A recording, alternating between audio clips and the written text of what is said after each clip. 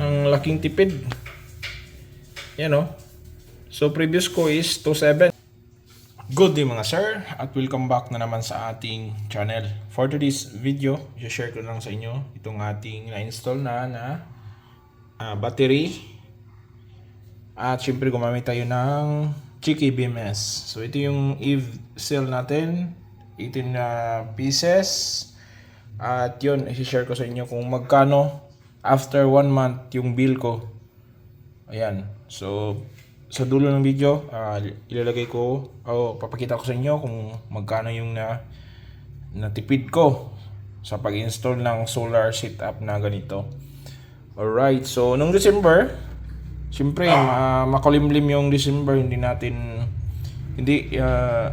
maulap, hindi maganda yung araw. So ngayon, nakabawi-bawi tayo ngayon, January na ngayon, January 6. Ayan, so 99% na yung ating SOC ng battery natin. Alright, ayun. So, alas 3:30 na ngayon. Check natin sa ating isang cellphone. Ayan, so 3:35. Okay, so share ko din sa inyo yung ating settings sa inverter natin dito. Okay? So kung bago pa lang kayo sa aking channel, huwag kalimutang mag-subscribe at pakihit na rin ang notification bell para updated kayo sa aking video. At ayun, tapos share ko din sa inyo itong GKBMS. Ang nakaproblema lang ako dito sa kanyang battery capacity. Ayan, walang lumalabas dito sa screen. At ito yung remaining capacity din, hindi rin lumalabas yung data niya dito. Supposed to be meron yan dito, pero wala. So dito lang sa may sabi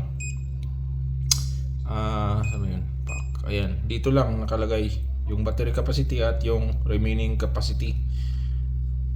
Ayan, so sa settings natin, 15 ay yung protocol natin. So CAN is ayan, DA, low voltage hybrid. So yun yung communication natin. Alarm, walang alarm. So 1 month na to sa akin, no. So ayun, na-reset ko na to kasi nagka-problema. So i-share ko din sa inyo itong ating So dito nalagyan ko, tinakpan ko na dito para di pasukan ng mga alikabok. Okay, so pasensya na kayo sa ating gawa at medyo DIY lang, pure DIY lang talaga to at wala tayong materialis na ito, mga sobra-sobra lang to, mga acrylic board na to. So meron naman akong video nung nakaraan dito. At yun. Okay, so ayan, nagka-problema nga ako pala dito nung nakaraang buwan kasi palaging nagba-blackout sa amin. So rapid yung blackout. Halimbawa ngayon nag-blackout, on and off siya. So naka-automatic kasi itong ating ETS.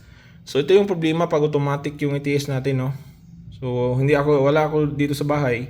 So nagra-rapid yung blackout. So blackout, on and off yung blackout. Tapos pagitan lang ng isang oras, on and off na naman. Tapos bali 4 na oras din yung pagitan.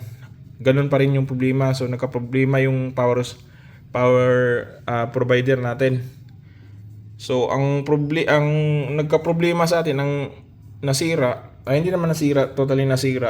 Ito lang, nagloko yung ating SOC ng ating BMS. So instead of 75%, nagiging 1% na siya.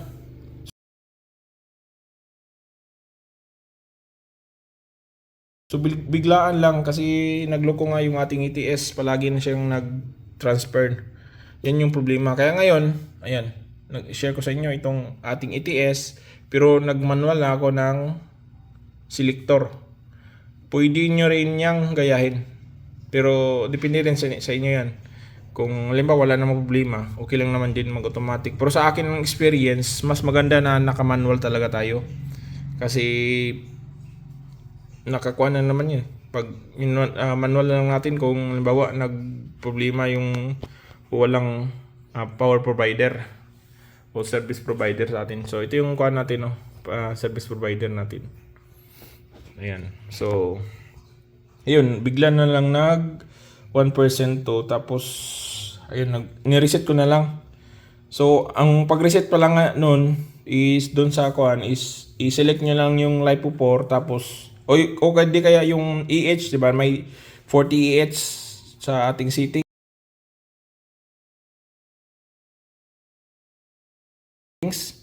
Doon natin ilagay, i-click na, i-calibrate na lang natin. So, yun yung calibration niya para bumalik yung SOC natin. So, yun yung ginawa ko. Tapos dito, yung setting naman natin, siyempre naka-down lahat to. Dito, nasa CAN. So, ayun. Ayan, share ko din sa inyo dito sa ating dito sa ating, sa loob dito. Ayan bali dito wala parang ground dito. Iba to sa 8 kilowatt.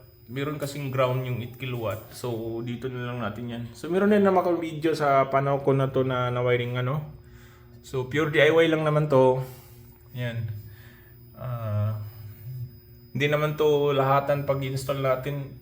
Kumbaga kung meron tayong pera, bili tayo ng kuan. So, hindi mo inuna mo natin yung inverter. Kahit walang sa mga baguhan, pwede kayong mag-install ba sa DE na inverter. Pwede kayo kahit wala pang battery.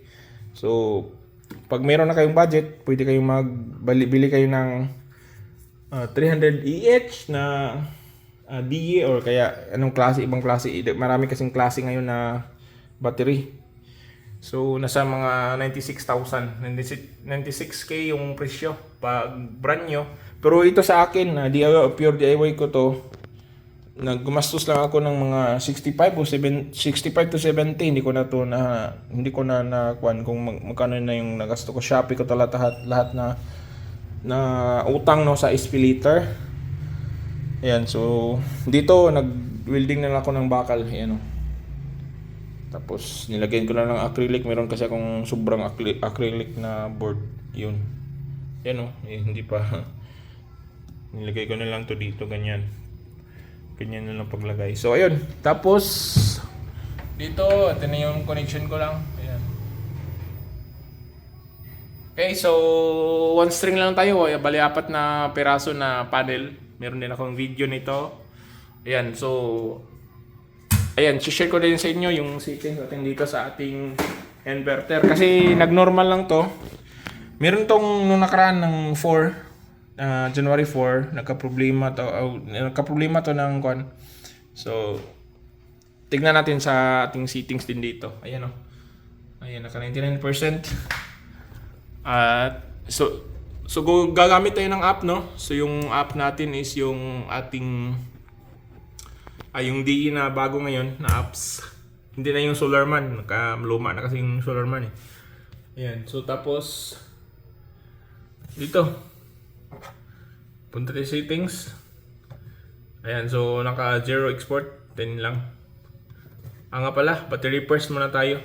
Kasi dito sa amin, shading yung area namin, hindi masyadong kung makulimlim. So medyo ngayon, nakabawi-bawi na tayo ngayon, January. Malakas na yung kuan. So naka 30% to dito. Ang kuan natin, percent sa time of use. So sinit ko na lang lahat. 30%. Pwede nyo rin yung iba-iba yung time news. Yan. So, alas 7 to alas 6 sa umaga hanggang dito. Ayan. Alas 9 hanggang alas 7. Yan. Military time naman to. So, maintindihan. Madaling naman yun. Intindihin. Yan. So, naka-check lahat. Tapos, battery settings. Ayan. So, yung Mac charge natin, 60 amps. Pero pwede natin ilagay sa 40 amps yan. Kasi, kung bago pa lang yung mga battery natin. At lithium din nating settings dito, activate yung battery. Discharge natin 120 amps. Okay, so dito lang isa lang yung ating grid signal. 40 amps, dalawa, 30 amps, yan. Okay? So, yun yung lithium natin, 00, shutdown 15%, low bat 20, restart 30. Okay, pwede nyo rin ibahan yan. 20, kaya 30 at saka 40. Pwede rin yan. At yun, wala na. Grid settings, ayan. Advanced settings nga pala dito. Check natin yung BMS error stop para kung magluko yung BMS, automatic yung ating inverter lang yung mag-adjust. Yan. So device info, ayan. Ayan yung ating error no nung nakaraan. Communication, yung BMS nagloko. Ayan. So DC voltage, dinopos kasi yan kaya naglow.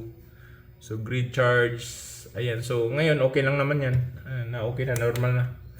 Ayan. Ayan, so ngayon, share ko sa inyo kung magkano yung bill natin nung nakaraan. Nung nakaraan buwan, nagbill ako ng 2.7. Yan, ito yung bill namin sa Buholight. Buholight to. Yan o. Buholight.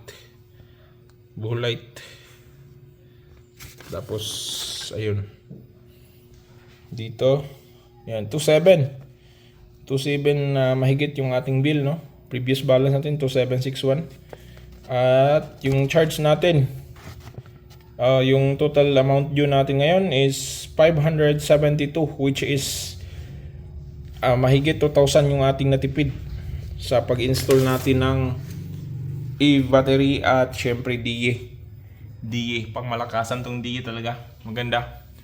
Ayun oh, kung wala pa kayong, inulit ko, kung wala pa kayong battery, pwede kayong diretso na sa DA 6 kW. Kasi ako, meron akong, ayan, share ko sa inyo dito. O ayan oh. Meron ako ditong 3 kW. Ayan, 3 kW to nakuhan kasi bitin. Bitin talaga ako sa aircon, sa ref, sa ilaw. So, ilaw lang yung mapapagana sa gabi. Meron akong 100 EH na kuhan. Battery, LB Tapsan din. Okay lang naman kuhan, pero mas maganda talaga kung malaki yung ating o malaki yung kuhan natin, inverter para in case na mag-upgrade tayo, hindi tayo bitin. At ma-kuan pa natin, no? Ma-maximize pa natin yung ating solar. Okay, so ayan, bibinta ko na lang to. Nagagawin ko na ng board to, ayan, no? At yan. Nagantay lang ako kasi ito hindi kasya. Hindi kasya itong ating panel board na ito. So, breaker na lang yung ating nag-order ako ng isang breaker na breaker na cover.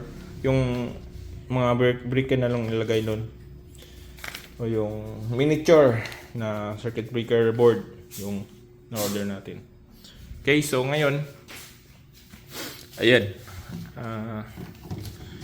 grid. So ito yung indicator lights natin.